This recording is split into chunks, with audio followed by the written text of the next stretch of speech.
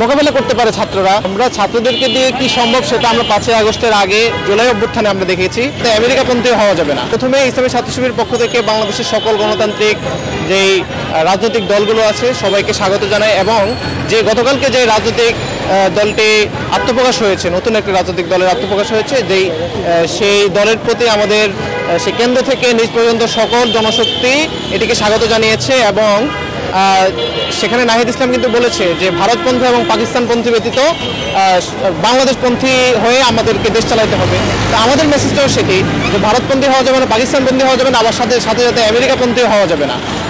আমরা শুধুমাত্র বাংলাদেশপন্থী হয়েই আমরা আমাদের দেশকে এগিয়ে নিয়ে যাবো গণতান্ত্রিক উপায়ে ইনশাল্লাহ।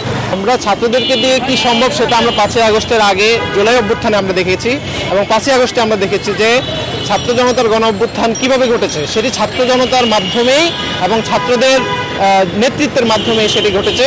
তার মানে এত বড় একটি অভ্যুত্থান, এত বড় একটি ফ্যাসিবাদ, এত বড় একটি ফ্যাসিবাদকে যদি মোকাবেলা করতে পারে ছাত্ররা, তেমনি দেশ চালাতেও আশা করি তারা পারবে ইনশাল্লাহ।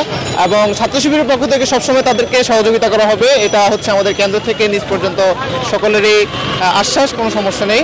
এবং হচ্ছে যারা নেতৃত্বে আছে, আশা করি কেন্দ্রীয় নেতৃত্বে যারা আছেন তারাও খুবই মেধাবী, এবং আমরা দেখেছি জুলাই অভ্যুত্থানে তারা খুব বিচক্ষণতার সহিত তারা নেতৃত্ব দিয়েছেন। আমরা কিন্তু দেখেছি ওনারা কিন্তু 1-2 দিনেই এত বড় আন্দোলন গড়ে তুলে নেয়। এটা অনেক দিন আগ থেকেই প্ল্যান, অনেক দিন আগ থেকে এখানে ইসলামী ছাত্র শিবিরের